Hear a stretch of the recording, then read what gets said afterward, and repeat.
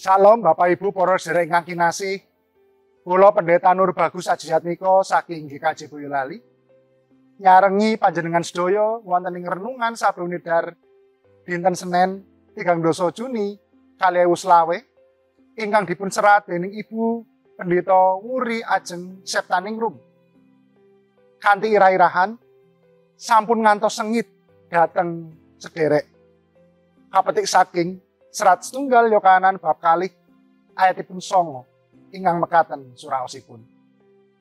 Sing sapa ngucap yen dumunung ana ing pepadang nanging sengit marang sedulure tunggal pracaya iku isih dumunung ana ing pepeteng nganti sakprene.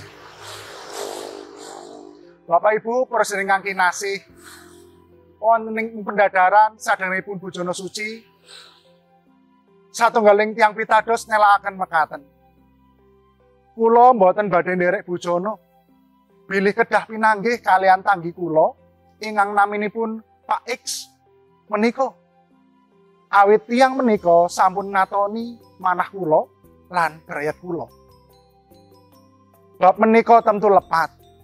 Amargi kita mboten pareng sengit kalian sesami ngantos nglirwakaken kewajiban kita ngrimat kapitadosan. Ananging asring amargi raos duka ingkang sampun kedlarung-dlarung lajeng nuwuhaken sikap sengit lan lebih saking pasamuan. Menawi kita dereng saged ngicali raos sengit ing salebeting manah kita, cekap kita nyuwun supados kaparingan kegiatan dening Gusti, boten malah nglepataken tiyang sanes lan milih nebih saking Gusti. Bapak Ibu para sedherek ingkang kinasih, seratan ing setunggal Yohanan bab kalih ayatipun 9 menika ngemutaken bilih kita ingkang kasebat yang pitados kita nyandang tanggung jawab ingkang ageng. Salah satunggaling tanggung jawab kita inggih menika jagi gesang pasederekan kita kalian sedaya tiyang. Langkung-langkung kalian sederek tunggal pasamuan. Kenging menapa kita mboten pareng sengit kalian sederek tunggal pasamuan? Awit kita mbangun gesang menika mboten namung gesang pribadi, ananging ugi gesang sesarengan ing patunggilan. Patunggilan menika ingkang badhe ngiyataken lan mitulungi kita.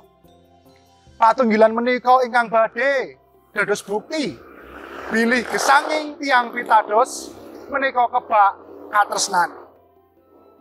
Gusti sampun nesnani kita, semanten ugi kita kedah nesnani sesami kita. Bapak Ibu para sedherek kinasih, wonten ing sisi sanes kita ugi katimbalan supados boten dados sandungan tumrap sesami kita. Menawi kita boten pareng sengit dateng sederek pasamuan, kita ugi kedah ngudi supados sampun ngantos tumindak boten prayogi lan dadosaken tiyang sanes sengit dateng kita. Menawi kita ngakeni sampun gesang ing salebeting pepadang, sampun ngantos wonten raos sengit ingkang tuwuh ing gesang kita. Mekaten renungan sabda winedar dinten menika Gusti berkahi. Amin.